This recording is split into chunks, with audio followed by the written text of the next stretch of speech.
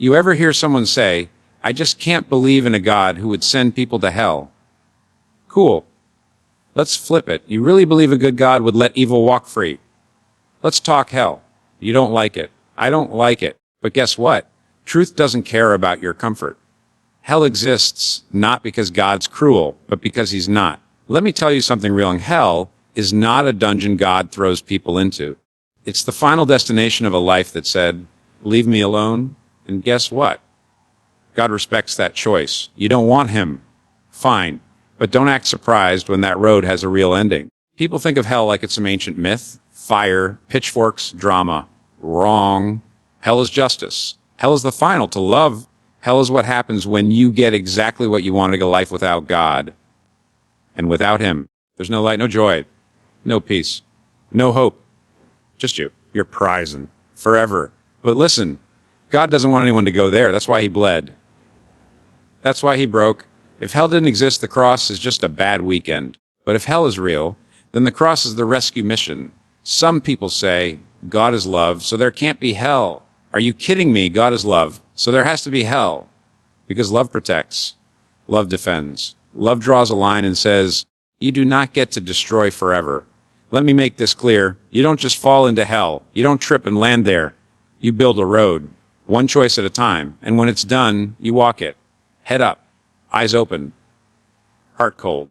Because that's what you chose. And he'll let you. Hell is the echo of a soul that says, I'm the God here. And heaven, that's for the ones who say, I'm not. But I know who is. So yeah, hell exists. Not because God is unfair, because he's too just to ignore evil, too loving to let sin poison paradise, and too holy to make heaven a joke. You don't like hell? Good, you're not supposed to. Now do something about it. Time's ticking. People love to say that hell is just a scare tactic, a control mechanism, something preachers cooked up to keep people in line. But here's the truth, hell isn't fear-mongering. It's a wake-up call. It's not about scaring you into obedience. It's about waking you up to the consequences of a life lived disconnected from truth, from light, from God himself. Hell exists because we need to be shaken. We need to know that our choices matter, that there's a line between right and wrong, good and evil, light and darkness, and it actually leads somewhere. You don't drift through life doing whatever you want and expect that it all dissolves into peace and sunshine at the end. That's a fairy tale. That's wishful thinking wrapped in spiritual laziness. The reality is, hell is the most honest statement about the weight of human freedom. You don't get to redefine good. You don't get to reject truth and then demand grace. Hell is God saying, I gave you the choice. You made it. I honored it. It's not just some red-lit torture chamber. It's the full expression of what life without God actually looks like forever. No light, no joy, no love. Just you alone. And that's not a threat. That's a description of the endgame of self-worship. And most people are already walking that road with confidence, smiling while the bridge is burning behind them. But if we remove hell, if we treat it like some outdated idea, we're getting the whole story. We're saying evil doesn't matter. We're saying justice isn't real. We're saying the people who rape, kill, exploit, and destroy can just ride into the outer life with consequences as long as they say the right words or feel a little bad at the end. That's not holy. That's not mercy. That's insanity. A world without hell is a world where God doesn't care. And that's not a world I want to live in. See, hell isn't a tool to beat people into submission. It's a mirror. It shows us what we're really chasing when we choose pride over surrender, lust over love, control over faith. It shows us where our rebellion really leads. And if you can't see that, it's because you're still trying to play God while pretending you're a victim. The fact that hell exists means your life counts. Your soul's in a game. Your heart isn't neutral. Every breath you take is a decision toward light or toward fire. And God, he's not hiding that from you. He's not tricking you. He's putting the truth front and center. He's saying, this is what's at stake. I've given you the way out, but I won't force you. So no, hell isn't a scare tactic. It's a reality check. And some of us better checking ourselves before it's too late. Nobody accidentally wakes up in hell like, wait, how did I get here? That's not how it works. You don't stumble into it like a pothole. You choose it. One decision at a time, one rejection of truth after another, one ego trip after the next. You build the road brick by brick with your pride, your apathy, your defiance. And when the road ends, you arrive exactly where it was always leading. Hell isn't some cosmic trap. It's not a surprise. It's the logical conclusion of a life spent running from God. See, people love to think of themselves as victims of divine judgment, as if they were just going about their lives and bam. God blindsides them with eternal punishment. No, that's not what's happening. You have to want separation from God to get it. You have to refuse grace. You have to dodge mercy, reject truth, a mock love, and then double down on yourself made throne-like. I'm good. I don't need anyone but me. That's not ignorance. That's rebellion. That's not confusion. That's a willful independence, and it comes with a price. Let's be honest. Deep down, most people already know they're choosing something. That's why they don't want to think about death or eternity or morality, because if they stop and look at their lives, they'd see it. The trajectory. The truth. That what they're building isn't heaven. It's isolation. It's hollow. It's all about them. And it always has been. No one slides into hell by accident. They chase it, convinced it's freedom, until they finally see the bars. And here's the thing. God won't force you into heaven. He's not dragging people through the gates kicking and screaming. Heaven isn't for people who hate God. It's not a reward for pretending. It's a home for people who will want Him, who love Him, who've surrendered to something bigger than themselves. If you've spent your whole life telling God to leave you alone, what makes you think you'll suddenly want Him for eternity? The scary truth is hell is God honoring your choice. It's not His cruelty. It's your conclusion. It's the final yes to a lifetime of no. You wanted a kingdom where you ruled. You got it. But don't expect it to feel like heaven, because without Him, everything falls apart. Purpose, peace, love, even joy. All of it burns out when you remove the source. So stop pretending it's a game. Stop thinking your decisions are neutral. Every lie, every act of selfishness. Every time you pushed God away, those weren't random. They were roads. And they lead somewhere. This isn't about fear. It's about you, truth. About the fact that the path you're on isn't some mystery. It's got a destination. And if you don't want hell, don't choose it. Turn around. Reroute. Because you don't end up in hell by accident. You who walk there. Love without justice isn't love. It's a lie. It's softness without substance. It's tolerance dressed up as compassion, but too weak to confront evil. Real love doesn't look away when something's wrong. Real love doesn't stay silent when truth is on the line. Real love protects. It defends. It draws the line and says, that's enough.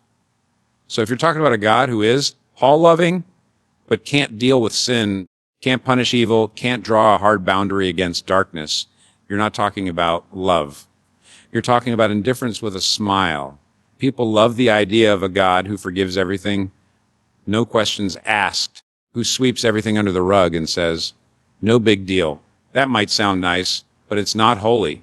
And it's definitely not love.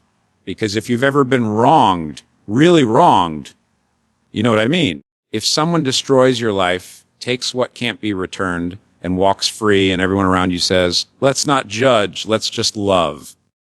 That's not justice. That's not healing. That's betrayal. Love without justice is a mockery to victims. It's fake peace. It's injustice baptized in sweet talk. And a God like that, not worth worshiping. Real love demands justice, not because it's mean, not because it's harsh, but because it's you good, because it refuses to let darkness pretend it's light. And that's where hell comes in. Hell exists because justice is real, because God is not turning a blind eye to evil. He's not ignoring the predators, the manipulators, the destroyers. He's not sweeping corruption under some divine rug. He's confronting it fully, eternally. And in that confrontation, His love shines. Not the soft love that just says, everything's okay, but the fierce love that says, I will not let this evil win. Think about it, if love is real, it has to hate what kills. If God loves truth, He must hate lies. If He loves life, He must hate what destroys it. You can't have one without the other. Light doesn't tolerate darkness. It pushes it out. So when God says, I will judge the world, that's not the opposite of love. That is love. It's love with teeth. Love that fights. Love that holds the line. You can't claim a loving God and erase justice. That's spiritual fraud. Because love that won't defend is just cowardice and God. He doesn't play soft. He takes evil personally. He takes sin seriously. Not because he's cruel, but because he's holy. Because he's good. Because he loves too much to let evil have the last word. So yeah, judgment is coming. Hell is real. Not because God stopped loving, but because he never did. He's not letting the wicked win. And that's not something to fear. That's something to thank him for. Here's what most people don't want to hear. God doesn't throw people into hell like a tyrant flipping switches. That's not how this works. People end up in hell because they choose it. They ran there. You don't get dragged into hell kicking and screaming, begging for forgiveness. That's a fantasy people invent to make God look cruel. The reality? Hell is the final answer to a lifetime of saying, I don't want you. And eventually God says, okay, see, God isn't sending lightning bolts from the sky every time you mess up. He's patient kind. He calls. He waits. He gives you breath after breath, chance after chance, moment after moment to turn around. But if all you ever do is reject him, if you spend your life saying, I'm fine without you, don't be shocked when that independence gets honored in full. Hell isn't just punishment. It's permission. It's God letting you have what you want in a life, an eternity without him. That's the truth most people can't stomach. Because we want to be the hero and the victim. We want to rebel and still get rescued. We want to spit in God's face and then blame him for the storm. That's not justice. That's delusion. Let's not pretend hell is full of people who are genuinely seeking God and just got unlucky. Hell is full of people who looked at love and said, nah. Who saw truth and said, not for me. Who knew the stakes and still said, I'd rather be God of my own life. And God, he let them. Not because he's cruel, but because he's just. Because he won't force himself on anyone. Not ever. You know what's crazy? People think hell is some divine overreaction. But honestly, the bigger miracle is that God puts up with us for as long as he does. The rebellion in our hearts. The pride, the arrogance, it's cosmic treason. But he waits. He gives us the cross. He gives us a way out. And still, people look at the sacrifice of Christ and go, I don't need that. I'm a good person. As if good is enough. As if that even exists without him. Hell is not a surprise for anyone. You build your way there one decision at a time. One hard heart at a time. And every time God calls and you say no, every time he convicts and you brush it off, you're walking, not toward him. Away. Fast. Proud, confident. You don't fall into hell. You rung. And God won't stop you. Because love doesn't force itself. And justice doesn't play favorites. So if you want separation from God, he'll let you have it. Forever. Hell exists because evil matters. Not just the big, dramatic evil we see in movies, but the quiet, subtle kind too. The pride, the lies, the self-worship, the selfishness that eats people alive one small choice at a time. We live in a world where people want to believe that nothing is really wrong, that everything is just perspective, that no one's truly evil, just misunderstood. But that's nonsense. We all know better. We've seen evil. We've felt it. Some of us survived it. And if we're honest, we've committed it too. So the question isn't whether evil is real. The question is whether it gets dealt with. And the answer is yes. That's why hell exists. You can't just erase evil with good intentions. You can't pretend that the people who abuse, manipulate, destroy, and kill don't deserve justice. Try telling a mother whose child was trafficked that hell is too harsh. Try explaining to someone who's lived through genocide that God just forgive and forget. Sounds nice in theory, until you've been the one crushed by someone else's evil. Then you realizing if evil doesn't get judged, the universe is broken. And God, he's not broken. He's not turning away. He's not ignoring anything. Hell is where evil is confronted in full. It's the place where every unrepented injustice, every act of pride that stood against God, every piece of darkness that refused to bow, it gets what it earned. And that isn't cruelty. That's the consequence of rebellion. That's what happens when sin runs its full course and never turns back. God isn't just a God of mercy. He's a God of justice, and that justice has to land somewhere. The cross of Jesus is where mercy and justice collide. It's where God says, I will take the punishment for you. But here's the catch. If you reject that sacrifice, if you spit on grace and keep running toward your own throne, then justice doesn't disappear. It lands right back on you. That's hell. Not because God is angry and unhinged, but because he's fair. Because evil can't go undealt with forever. Because sin isn't just a mistake. It's a mutiny. And let's be real, we don't just want a God who's loving. We want a God who doesn't let evil win. We want a God who says, that betrayal, it ends here. That abuse, it gets judged. That wickedness, it's not entering my kingdom. That's not something to be ashamed of. That's something to be thankful for. Because a God who doesn't confront evil is a God who doesn't care. And our God, he cares deeply. That's why hell isn't optional. It's necessary. If evil matters, then hell must exist. Otherwise, the universe is just chaos and justice is a myth. But it's not a myth, and God isn't silent. He sees, he remembers, and in the end, he makes all things right, even if that means burning the rot to the ground. Nobody talks about it, but here's the truth of ours. You can hear about hell every Sunday and still end up there, Duff. Why? Because hell isn't avoided by information. It's avoided by transformation. You can grow up in church, memorize verses, nod your head during sermons, but if your heart never bends, if your will never surrenders, you're just dressing up rebellion in religious language. Hell is full of people who knew the truth. What they lacked was the guts to submit to it. See, the scariest people aren't the ones who hate God out loud. It's the ones who say they love him, but secretly live like he doesn't matter. The ones who treat grace like a free pass instead of a blood-bought rescue. The ones who can quote John 3:16, but never lay their pride down at the cross. Hell isn't just for murderers and monsters. It's for the proud, the lukewarm, the ones who played church like a social club, but never let Jesus be Lord. This is where people get it twisted. They think believing in hell is enough. Like agreeing that fire is hot will keep you from getting burned. No. Knowing truth doesn't change you. Obeying it does. The demons believe in hell. They know it's real, but they're not saved. You can talk theology all day, debate doctrine all night, but if you never repent, you're still on that same wide road with everyone else who thinks they're basically good. Hell is the final destination of self-preservation. The place where all the fake masks fall off, where all the religious posturing gets exposed for what it really was, a refusal to surrender. You can sing all the worship songs you want, but if your life still revolves around you haven't been transformed. You've just been entertained. The gospel was never about behavior modification. It was always about death and resurrection, your death. His life in you, you don't try harder. To avoid hell, you are die to yourself daily. If that never happened, then what exactly did you sign up for? That's the point most people miss.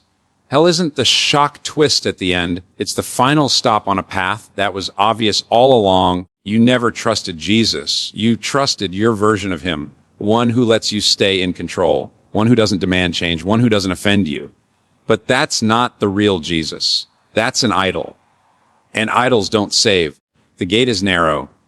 The road is hard. Jesus said that. So why are you surprised it costs everything?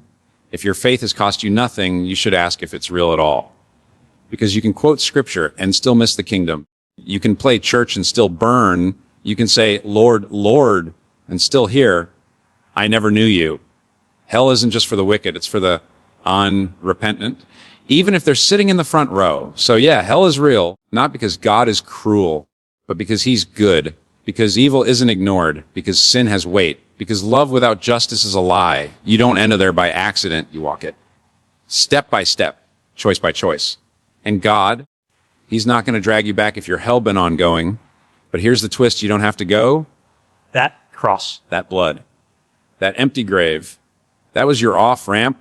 That was love stepping and saying, let me take what you earned.